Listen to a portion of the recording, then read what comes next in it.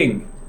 The Jewish people want a king, and although Shmuel, who was the prophet at the time, was a bit reluctant, he wasn't really happy about their request, and he discusses it with God, and God says, don't feel they're not rejecting you, they're rejecting me, and you should give them a king, even though I'm not so pleased either, but if that's what they want, you better give it to them, but warn them what they're in for. And Shmuel predicts a very a dire future if they have a king, because the king, the way the Malbim sees it, is the king that they wanted would be a king who was somewhat above the law meaning Torah law. And Shmuel says if you have a king like that, then it won't be very pleasant, because he will stretch his rights, extend his rights to the point that it's really very, very difficult. And lots of countries were like that. That's why there's very few monarchies around today, because the people like the British rebelled against their monarchs, and so did the French and the Germans and the Russians, and that's why there's no monarchs around, right? So it seems that the way the Malbim reads the text, that they got the point, and they say, okay, so a king, we'd like a king who will be subject to Torah law, and who will lead us out to battle, who will judge us. And Shmuel says, okay, and God says it's fine, but we've got to pick somebody. So the next chapter is about who we're going to pick, right? So we started yesterday, chapter Yud Beis. Let's just quickly go to the beginning. Where is it? Chapter? Page 22. Page 22, yes. Perek Tes, right. So we said there was a man from Benjamin, the tribe of Benjamin. His name was Kish, the son of Aviah, the son of Tzorah, the son of Bechorat, the son of Aviach, the son of a Benjaminite who was the Kish. This man was a great warrior. Probably that's what it means. Which means a soldier. It could also mean he was valiant in other ways as well. Like we mentioned yesterday, we talked about a woman who's Aish Chayil, right? That doesn't mean she was a soldier. It means that she is a great tzadekes. So Chayil can mean making money. It can mean doing mitzvahs. It just means great in whatever you're doing. Now, he was a gibor. A gibor means mighty. Usually it means physically mighty. That doesn't mean that he could lift 300 pounds. Unlikely it means that. So it probably means that he was a warrior, a soldier in battle. Okay, that was Kish. And we say, now he had a son called Shaul, who was a choice man, Bachor, someone who you'd pick. Although it's clear that he wasn't being picked at this time, because we'll find out that he's got 3 or 5 sons, I think, and 2 daughters by the time he dies, which is not a long time after this time. It's not short, he wasn't king for a long time. Okay, the simple way of reading the text is he was king for 2 years. Although a lot happens in that time. It's a bit hard to see how all that could have fitted in, but it could have fitted in, right? And if he was king for 2 years and he's got 7 children, he couldn't have been a kid at the time he was picked as king. He must have already been in his 30s, earliest in his 30s. Let's say he got married when he was 15, right? And he had 7 kids each year, right? But his kids are out fighting as well in battle. So it's hard to believe there's anybody under the age of 15 fighting. It could be, it's hard to believe that. Even that's hard to believe, right? But I'm just trying to minimize it as much as possible. He's got kids who are dying in battle with him, and they're valiant soldiers who were, so they're all, he's probably in his 40s already. When he's called a Bachor, it means he wasn't young, and he wasn't Bachor in the sense that it means to be picked, someone who you would pick as a son-in-law, because he's married and got a big family. So it means if he would have been single and eligible, then you would have picked him as a son-in-law. That's what it means, Bachor. Because he was really special. He was tall, dark, handsome, clever, and big tzaddik, etc., etc. I had it all going for him. It says, there was no man in the whole of Israel better than him. He was head and shoulders taller than the rest of the people. So he was physically very, what's the word? Commanding, that's the right word. Presence, a man of presence. Okay? That's what we're up to. Pasuk Gimel. So let's go slowly now. Tovadna. Tovadna, that's a hard word because its root word is hidden in the middle there. What is it? Avad. Avad is? Come on. Work. No. Work. No, that's with an ayin. Come on, you know this word. You've been learning about it all the last 3 months since the beginning of Zman. In Bava Metzia. Hashavas? Aveda. When you return lost property. So right? Le'abed means to lose, right? With an ayin it means to work. With an aleph, right? It's unfortunate we Ashkenazim don't distinguish between aleph and ayin, so it's the same to us. Right? If you really know the difference, it's a completely different word. There's no real connection. Well, there is some connection because they're both cultural letters. They both come aleph and ayin are interchangeable, not really. What does the word mean? Ovad means to lose. So now, tovadna is when a feminine in the plural past tense, right? And she lost. Right? And no, not she lost. The she's were lost. They, meaning the women, were lost. Not women, because we're talking about everything in Hebrew is feminine. What we're going to see is that what was lost was a group of female things. Okay? So they were lost. Who were lost? The girls were lost. So the females were lost. What was it was lost? Ha'atonot, the donkeys. Now, there's two words for Hebrew for donkey. A chamor is a male donkey. Aton is a female donkey. Not eton. Eton is a newspaper. That's with an ayin. With an aleph, it's a female donkey. Why it's important that it's female, I have no idea. But that's what it is. In most languages, you just say female donkey, right? I think. Yeah. And even in Hebrew, you have sus, susa, par, para, right? But sometimes you have a whole new word, which here, it's a whole new word. I don't know why, it's a special word for a female donkey. It's called an aton. Like Bilam's donkey. Remember Bilam, the man who wanted to curse the Jewish people? He also had a female donkey, an aton. Okay, talking donkey, right? Vatovadna ha'atonot lekish, avi Shaul. So Kish, the father of Shaul, lost his donkeys. He lost them, got lost. Kish el Shaul. So Kish said to Shaul, Beno, his son, Kach na itcha. Please take with you et achad mehana'arim, one of the lads. I suppose Kish was a well-to-do man who had people who were his servants. Slaves, right? They were servants who worked as servants in his house. And he says to Shaul, take one of them with you and go, lech, go, bakesh. Bakesh means, bakesh shalom v'rafehu. Bakesh means to seek out. What do you say, Isaac? Out. Out? Out. No. Bakesh, to seek out, right, to seek out. Right. Bakesh, to seek out. Et ha'atonot, go and find women. Go and find the female donkeys. What's mehana mean? The lads. The lads? Lads. Na'ar is a lad. A lad. L-A-D. A young man, like my boy. Right, like an adolescent. Usually it means a person of around 12 or 13 years old. It's not only mean that, that's what it usually means. Unless you have a reason to think it means someone older or younger, that's probably what it means. To prove it. If, for example, Yoshua, Moshe Rabbeinu's lad, is called a Na'ar even though he's 40 years old. So it isn't necessarily an indication of age, but usually it does. Okay? So take one of the young boys with you, but come and get up. Come means get up, lay, go, bakesh es ha'asaynos, go and search. You know what it means here? It means to search for the donkeys. Okay? Ya'avor bahar Ephraim. La'avor means to pass. Like when you do an aveira, you're transgressing, you're passing the line of prohibition, right?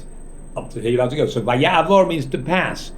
On his search for the donkey, he's passed Bahar Ephraim, through the mountains of Ephraim, which is more north than Binyamin. Binyamin is around where we are now, right? Binyamin is north of the Temple Mount.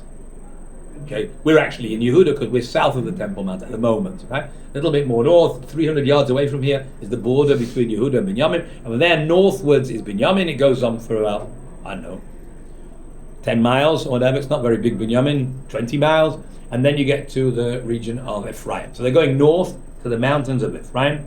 Now, Ya'avor, and he passed. It's interesting it says it in the singular, because the leader of this expedition is Shaul. There's actually more than one person. Sometimes it's in the singular, sometimes in the plural. I'm sure there's a good reason for it, but I just want you just to notice it. Yeah. Vaya'avor, they passed through the Har Ephraim. Vaya'avor Eretz Shalisha. They also went through a land called Shalisha.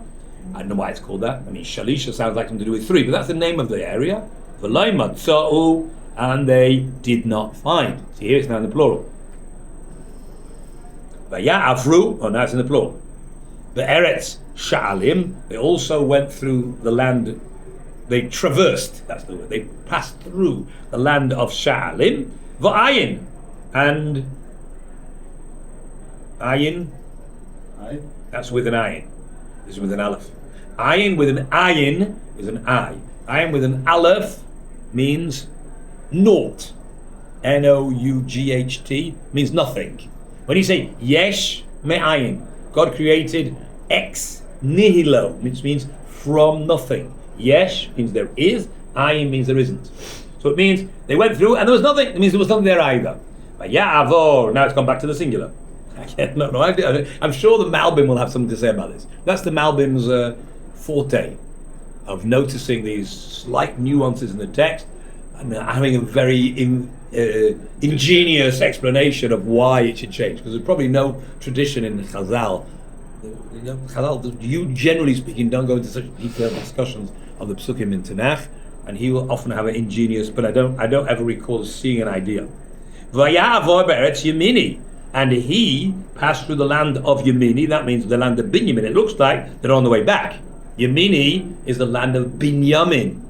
So they were already in the land of Binyamin. It could be they didn't look the first time, but I would have thought that's the most obvious place to look. Look first close by home, then you go to Ephraim, and then they didn't find it, so went back. V'loi matzo, and they still, again it's in the plural, V'loi matzo, and they didn't find.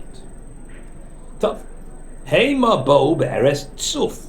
So Heima means like they, Heim, Bo, came, Be'eretz Tzuf, into the land of Tzuf. Tzuf, Bo, Lavo is to come. So they came to the land of Tzuf. Now we've had the land of Tzuf right in the first chapter of Shmuel. It's where Shmuel, Tzuf was one of the ancestors of, look in the second line, Shmuel's great-great-great-grandfather was called Tzuf. And the place where he lives was called Ramatayim Tzofim, probably named after this great ancestor. And a lot of his descendants lived in this area. So it became named after this ancestor who gave name to all these fourth or fifth cousins who all lived in the same area. So this is the land, they come to the land of Tzuf. Now we know that Shmuel lives there. V'Shaul HaMelech, Shaul said to his lad, Asher Imo, who was with him, Lecha v'nashuva. Let's go and return. So lech means to go. Lecha is like let's go. Let's go v'nashuva, and we will go back. Like you do teshuva, same word. Not from lashevet, which means to sit down, but lashuv, to go back. Sometimes difficult to see the difference. Nashuva, the nun means we will return. Let's go back. We're going to go back, even though we haven't found the donkeys yet. Pen means lest, L-E-S-T, which means in simple English, we better do this in order that this doesn't happen. It means if we don't go back, what might happen? Yechdal avi min ha'asaynois. Avi, my father, Yechdal. Yechdal means to stop. Means to stop. He'll stop worrying about the donkeys, v'do'ag lanu, and will worry about us. So the word worry is missed out in the first half of the sentence. That's what it means. At the moment, he's worried about the donkeys, but if we keep missing, we've been gone for a whole week, this is going to start worrying about us. So we had better go back. Call off the search and go back. Because they have to send a new search party looking for us. Right? Us. Us or not are donkeys. All right. You'll notice, if you notice carefully, sometimes it's spelled with a vav and sometimes it isn't. In Pasuk Gimel, it had atonot with a vav. The end of Pasuk Gimel says atonot without a vav. And then the third time it said with a vav. What's the point? I've no idea. And dag is worry. Da'ag means to worry, yes. Da'ag has nothing to do with fish. That's dag without an aleph. Da'ag as a verb means to worry. Why is it saying this here? It seems. Well, you have to see. This is the way Shmuel gets to meet Shaul, right? Oh, okay. I mean, that's only half an answer, because I'm sure could have made much more simple ways of Shmuel meeting Shaul. They could have met when they went to the base of Mikdash or the Mishkan, right? Yeah. But there's obviously something very deep about these donkeys and losing the donkeys, but I haven't seen anyone who gives a simple explanation. So simply, it's the story. It's part of the storyline, right? I have a maybe a very deep Kabbalistic, shallow Kabbalistic suggestion, right? But What? Yeah. look, it relates to the fact that Mashiach is riding on a donkey. Mashiach is seen as riding a donkey. Ani aroichav ala chamor. The idea behind that is usually understood that chamor, which is a donkey, is related to the word chomer, which means matter. This is not. No, just a minute. Because Mashiach is in control. Chomer means the gashmias, physicality. Mashiach will only be able to do Mashiach when he's riding on his physicality. It means he's in total control. But he's not an angel. He's a physical human being, but he's in total control. That's why he has to ride on a donkey, right? So, bearing that in mind, there may be some relationship. The question is, why are they female donkeys there? Why are they male donkeys? Okay, so then, Moshe Rabbeinu, for example, when he comes to redeem the Jewish people, he's also riding on a donkey. Avraham Avinu, when he goes to the Akedah, he's riding on a donkey. No, it's the same donkey, unlikely because it'll be hundreds of years old, but it's the same idea. So we've got Moshe Rabbeinu, Avraham Avinu, and Mashiach all riding on donkeys, right? When King David tells to anoint Shlomo HaMelech, he tells him to go down on his donkey. Now, donkey isn't a royal animal. You never will see the Queen in Buckingham Palace riding on a donkey, right? And yet it's associated with David HaMelech. So that's why I think that David HaMelech is trying to not make a royal parade. I'm sure when David is a royal parade, he's on a horse, right? I just assume it's hard to believe that King David HaMelech rode on donkeys. And if he did, right, it's either for some practical reasons, because the mountains around Yerushalayim are not conducive to riding horses. That's a bit weak. I mean, it might be, right? But you send a guy off to a royal procession to anoint him on a donkey. It's just, to me, it must be there's something symbolic of it, which makes sense, because if Mashiach comes from Shlomo HaMelech, right? So are you going to do the same thing? You want to be a good king, you have to control your physicality. I get all that. But then I suddenly see in certain places in Tanach that it's a female donkey. For example, later on we'll see that Avshalom, who rebelled against David, he got his long hair caught in the terebinth, and that's how he was killed. He's riding a female donkey. And he wants to be king. That was his whole thing. He was rebelling against his father. So it looks again, the royalty is in riding a donkey, but he got the wrong message. Something slightly wrong about it, right? So the difference between a male and a female. So that's a very Kabbalistic concept about who does the work, who sits at home and who does the work. It means the man provides the goods, but the woman does the work in a sense of reproduction. Right? The man provides the seed, but that's all he does. The woman does all the work, right? You know, it's interesting. It's very interesting. I think the game of chess is like that as well. You see, in a game of chess, the king does hardly anything. But in a real world, the queen isn't even a concept in the real world. In a real world, the king runs the country, and the queen just sits and queens. She doesn't do anything. What does a queen do when she's the wife of the king? Nothing. What does she do? And yet, in the chess game, the queen does everything. The king just sits there, moves one here. The queen's dead, that's the end of the game. But the queen is the one who does all the work. So I don't know, I think the chess game was made by the tradition of Shlomo HaMelech, who invented chess, and it's all like Kabbalistic references, and it's the Malchus of the end of the spheres, the seven spheres, right? The Melech is at the top, but the Malchus is a female and does all the work, and maybe it's a different understanding of I mean, there's male royalty and female royalty. They represent two different things. One is the one there's monarchy isn't necessarily the king. It's the one who does everything. That's the female aspect of the monarchy. The male aspect of the monarchy is the one who doesn't do anything. Just the king, but doesn't do anything. So maybe that's the reason why one's got a female donkey, one's got a male donkey, representing different ideas, understanding of monarchy. But the question is, why do the donkeys have to get lost? Right? So that could be because God's trying to hint to Shaul that he's making him king. He's got to get rid of his female donkeys and take male donkeys instead. But I don't know. I just threw that all out to you. You can like it, not like it. I have no idea. I've never seen anyone discuss any of this. I just put a bit things together. But only because you asked, you pushed me into saying it. I wouldn't just say it. All right. Okay. So, what did he say? So the lad said back to Shaul, Hine. Hine means behold. Behold in English really means surprise. When you notice something that wasn't obvious. Behold. Hine no means please behold. Means please. And it's not so clear what word not. Not has three meanings. sometimes means please, it sometimes means now,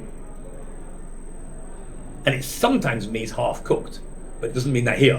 When it says you mustn't eat the korban pesach no, it doesn't mean please or now. It means half cooked. So no has three meanings. Only from the context you can see what it means. Here it certainly doesn't mean half cooked, but it could mean behold now or behold please. No, we don't really tell. Ish Elohim Ba'ir, there is a man of God in the city, Hazois, in this city. That means the city nearby lives the man of God. This is the lad telling Shaul, who either didn't know this or didn't notice it. Okay, I don't know, right? But the lad tells Shaul, it says, he's talking about Shmuel, right? Va'ish nichbad, and the man is nichbad. Nichbad, from the word, take the nun off, the nun is a prefix. Kaf base dalet is kavod. Kavod is? Kol hakavod. Kol hakavod means honor. He is very respected. The nun is a nifal, means passive. It's not something he's doing, it's something other people do to him. He is respected. Not he respects, he is respected. Nichbad, the man, this man of God, is respected. Hazot. Didn't everyone Nichbad. know? Didn't everyone know who Shmuel was? Like, why didn't he just say Shmuel? Don't know. Good question. Don't know. Because maybe you didn't refer to him by his first name. I mean, you could say Shmuel HaNavi. Reb Shmuel HaNavi. Rav Agon Shmuel HaNavi. Right, Right? whatever you're going to say. Yeah, What I does know. it say there? But the point, because the point is he wants to stress the fact that he's a man of God and therefore you can ask him where the donkeys are. Oh, That's the point. He doesn't want us to say hello, right? He wants to ask Shmuel where the donkeys are and Shmuel will be able to tell him because he's a man of God, right? So he wants to point out. So Aish, this man Nichbad, he is respected. What's Hazot? This when you talk about female. Yeah. Since a city is female, right? A city is a feminine noun in Hebrew, you have to say Zot. But Aish, this man of God, Nichbad, he is respected. Hi. Sorry. You got new stuff, no problem. Kol asher yidaber. Kol asher yidaber, which means anything that he will say. Kol, all, asher, that, yidaber, he will say, bo yavo, will surely come. Whatever he predicts will happen. From experience, the lad of Shaul, this was, I don't know if he'd ever needed Shmuel, but this was the rumor. Everyone knew whatever Shmuel says will happen. Yavo ata, bo yavo. Ata, with an ayin. Ata with an ayin means, you know, Dylan. Yeah. Now, very good. Ata now, nelecha, let us go. Lech is go. Nelech, we will go. Nelecha, let us go. Sham, let's go there. Ulai, maybe, yagid lanu, yagid, he will tell. Like, All these maybe. ulai. Ulai means maybe. Maybe. Maybe he'll tell us.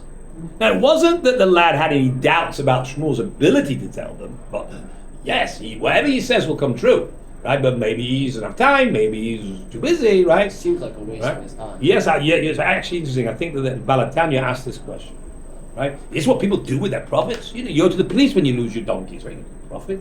Apparently, this was something you did, right? It was very straightforward.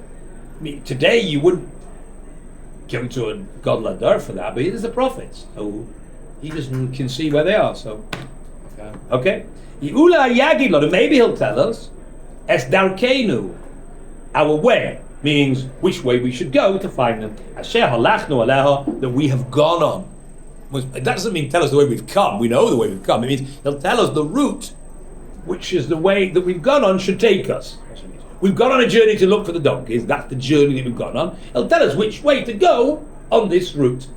It's written like backwards. Yes, you should say he'll tell us that we should go, right? It means how we should complete the journey that we've gone on. Okay? All right. Shaul HaNavi. Shaul said to his lad. Got it? Bottom line of page 22. Yes. Shaul said to his lad, V'hine, behold, Nelech.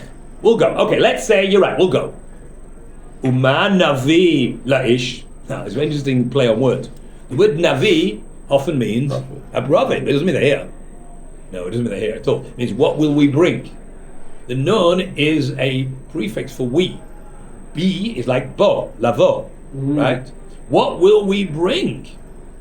Doesn't mean what prophet. No. Man Navi. What will we bring? And what? Yeah. Laish to the man. we can't go empty-handed. That's what he thinks. You can't go empty-handed. You can't come with empty-handed. Nothing. You've got to give him something. Some type of sign of respect. You say, bring a bar of chocolate, bunch of flour, something. Right? We don't have anything left. Manavila ish, what we will give to the man. Ki halechem azal. The bread has azal. Now that's a very, very obscure word. It means finished. It's gone. It's used in modern Hebrew. I know, Monday nights I go to my shopping sale. So if you order it online, and there's never enough there for all the people who've ordered. So if you come late, there's you have to fill in a form, and if it's missing, it means they had it but they ran out. You use the word azal. Azal means they've run out of it. It's not like it's disappeared or it's lost. No, it doesn't mean that. It means we've eaten it all up. That's what you're saying. It looks to me like an Aramaic word, but anyway, it's used in modern Hebrew. Azal mi kelenu, from our kelim. Kelim are vessels or utensils or whatever. So there's no bread left in our containers. It's all finished. We finished it all up. Ki alechem azal mi kelenu. But teshura ein lahavi.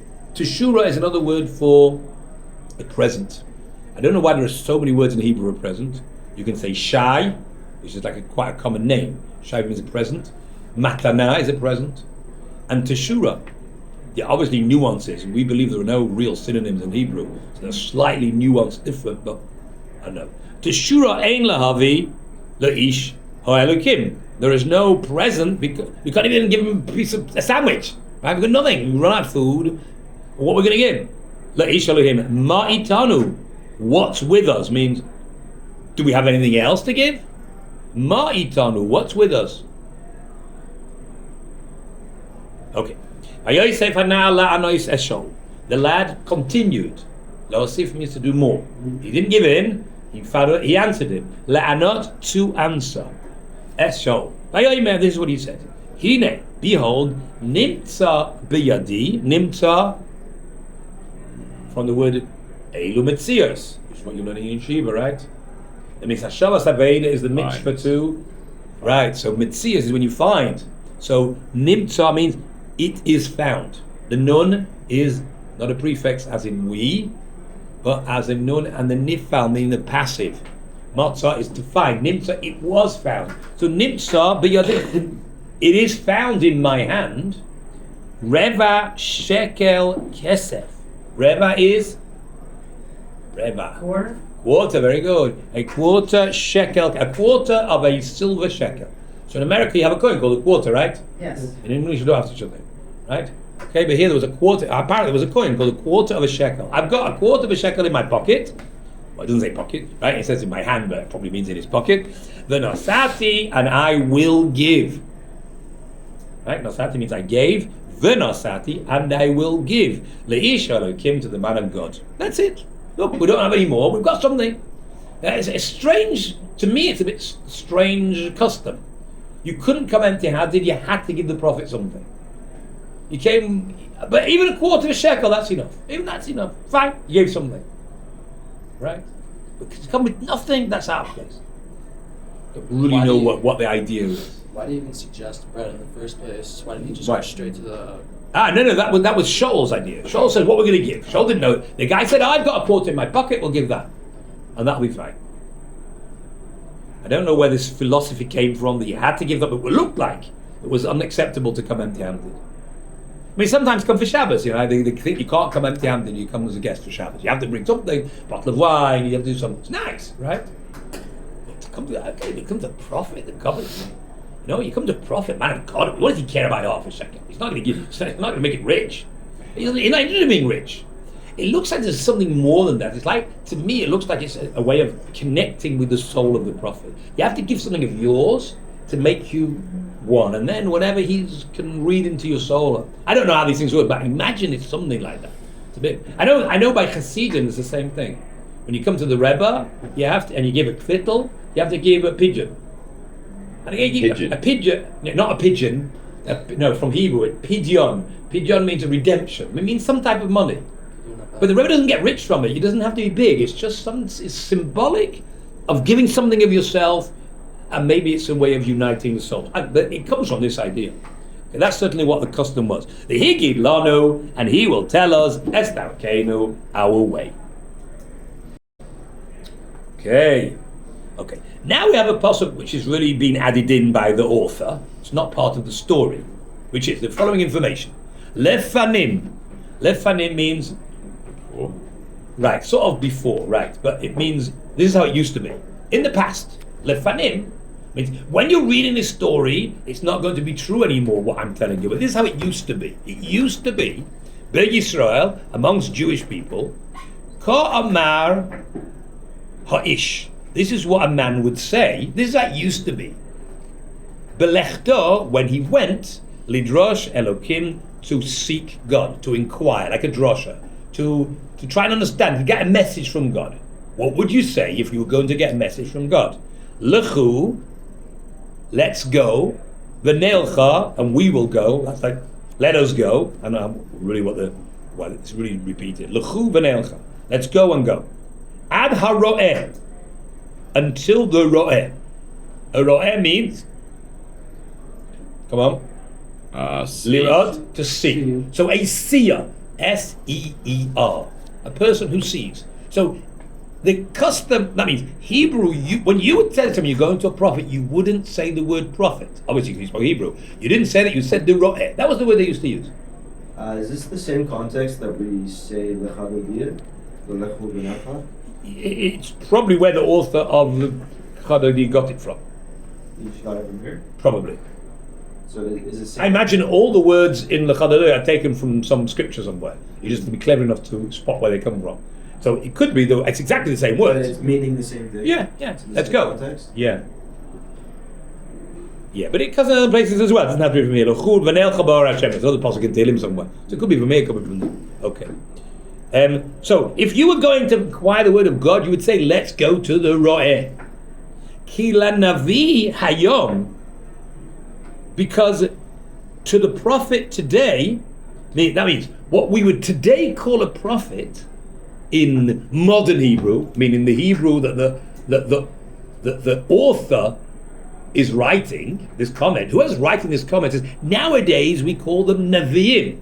In those days they didn't call them the Naviim, they called them the Ro'eh. This is Shmuel. Shmuel wrote it. I get to understand. Let's just read the bottom first. That's a very good observation. Yikarei, he would be called, not Yikra. Yikra was he called. Yikarei, he would be called Lefanim, in the past, Haro'eh.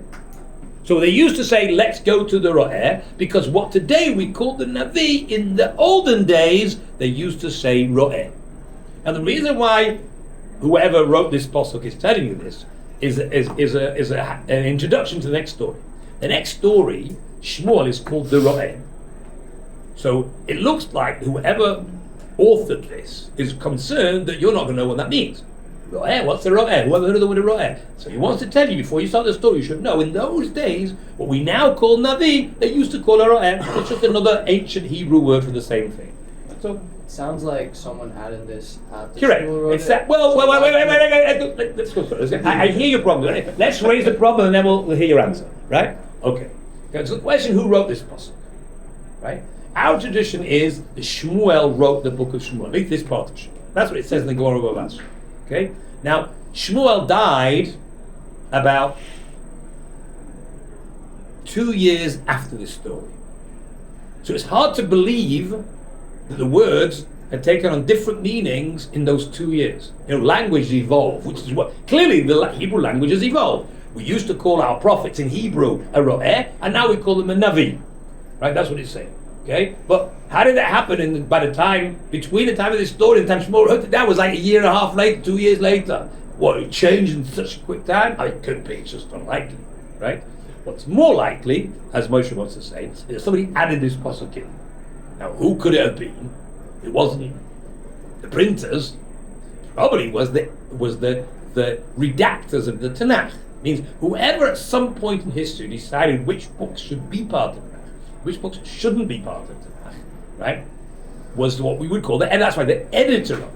He edited it. Probably it was someone around the time of Ezra, because that's the last book of Tanakh. Historically, the last book of Tanakh is the Book of Ezra. After that, there's no new books till you get the New Testament, right? right? But there's no new books in Tanach past then. So presumably it was edited around that time. So that's like how many years after this?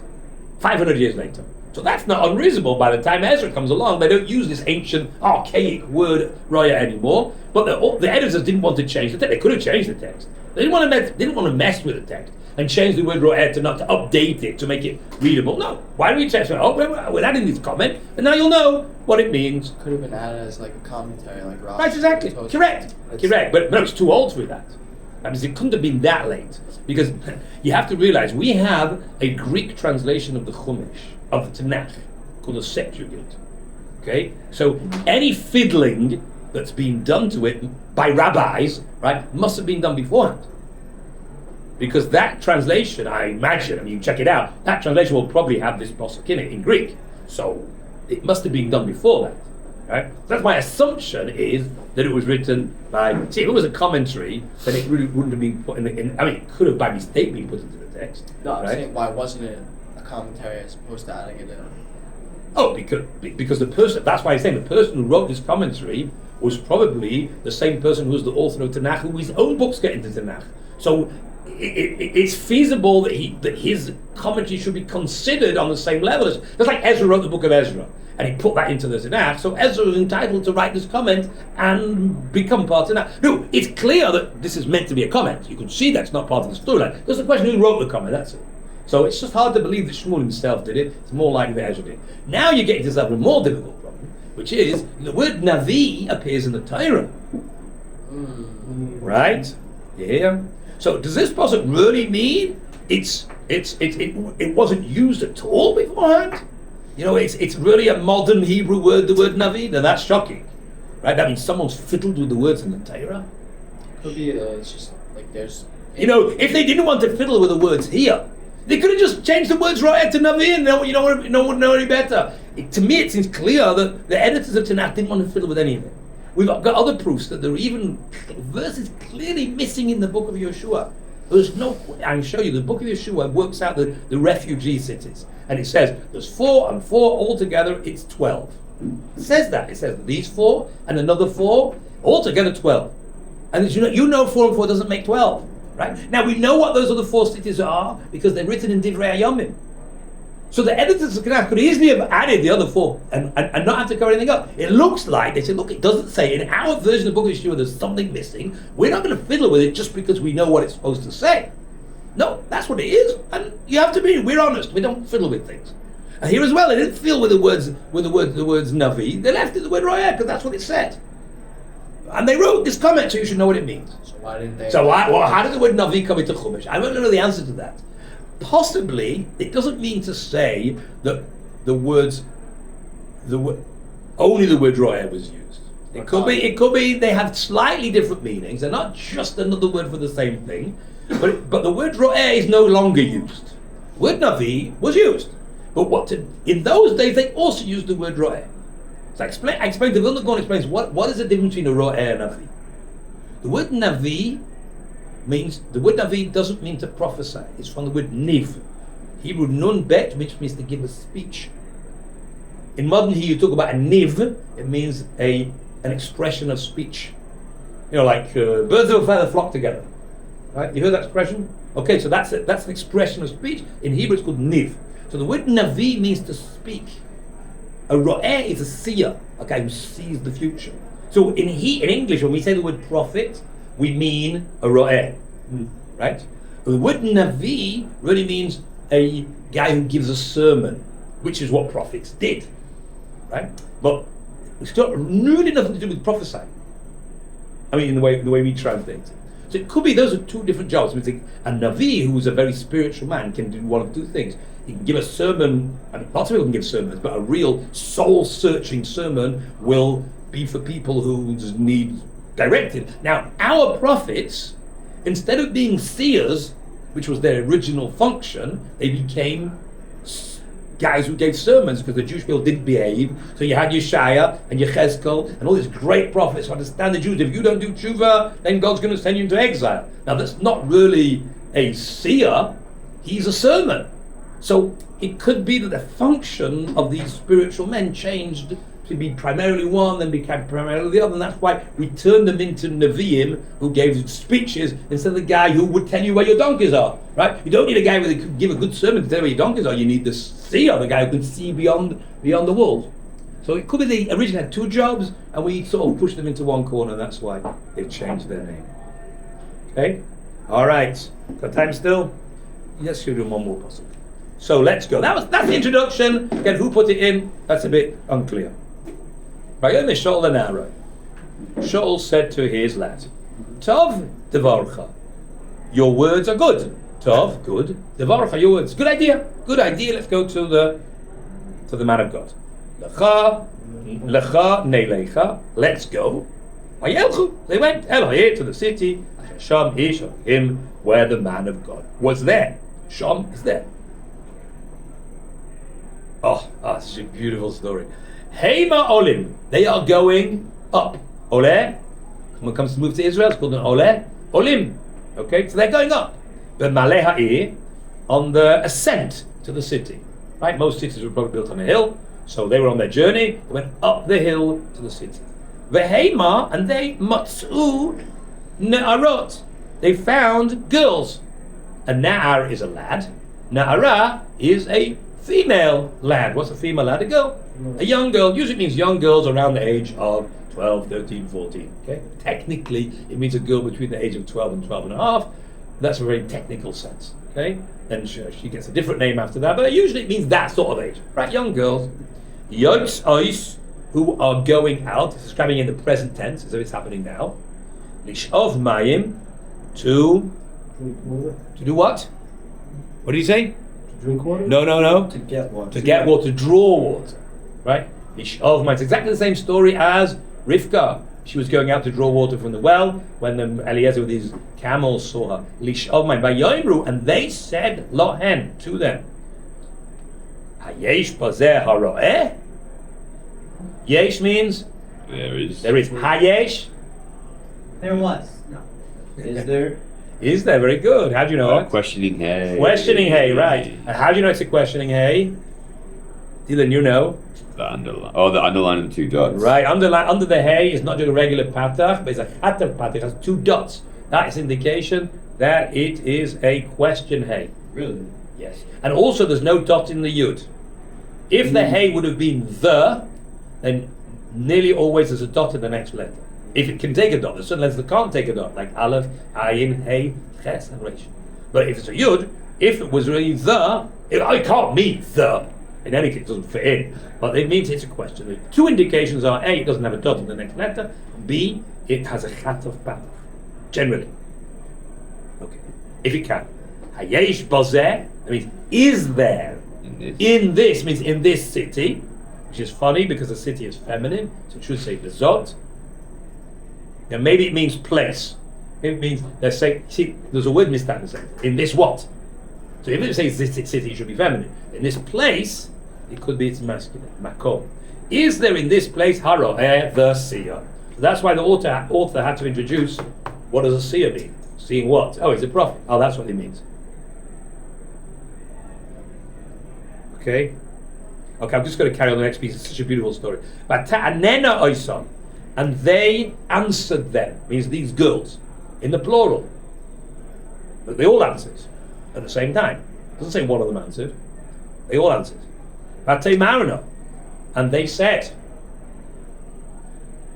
Yesh, there is. Hine lefanecha, behold, For you. in front of you, means he is in front of you. He's ahead. He, the prophet, you're looking for, is ahead of you. Maher, go quickly. Ata, now. Ki hayom, because today, Bala'ir, he came to the city. Means Shmuel arrived today. Why did he come today? Ki zevach hayom, because there is a zevach. Festival. No, No, that's Chag. I guess. Come on, you know what a mizbeach is, don't you? Oh, a sacrifice. Very good. Well, mizbeach is an altar. A zevach is a sacrifice. A mizbeach is the pling that you put a zevach on. It's the same word. It's a mem at the beginning. Mizbeach sounds different because one's got a dot. One doesn't have a dot, right? But a zevach was brought on a mizbeach. Ki zebach hayom. There is a sacrifice today. La'am, to the people. Means the people are making a sacrifice.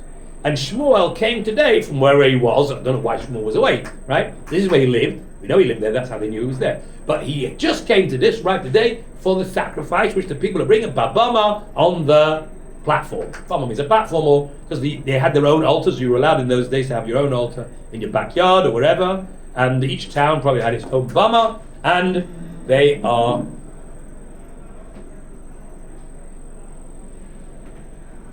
haven't finished yet.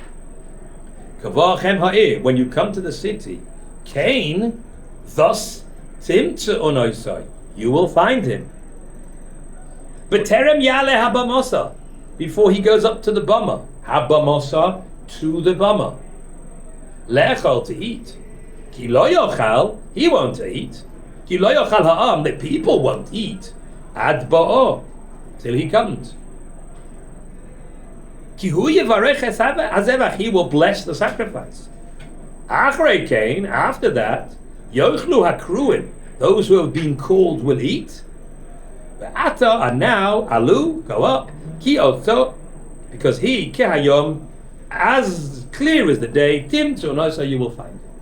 Now, all they were asked was one very simple question. Does the prophet live here? The answer is yes. All the rest of the information they were not asked for. Not only were they not asked for it, they said the same thing about 3 times in 4 different ways, completely confused, right? It makes no sense. These girls are just babbling on. So Chazal say, you know why? Because Shaul was so stunning that they couldn't keep their eyes off him, and were just like, what more can we say to this gorgeous guy? You know, they're drooling, all of them, and all that, just trying to keep the conversation going. That's so true, that when they tell him to go quick. Well, after we finish the conversation, right? They're telling where to go. Shmuel's, why did Shmuel come today? What's he going to do? They have to wait because they're going to give a bracha, and then who asked you all this information? Why wouldn't they be then like, oh, we'll take you there or something? That's good. Well, that's 21st century. I think with Sanua girls, these are basically Akil girls. Now you can't walk down the street with Shaul with you, but you can drag it out. Okay, I think we'll go over those.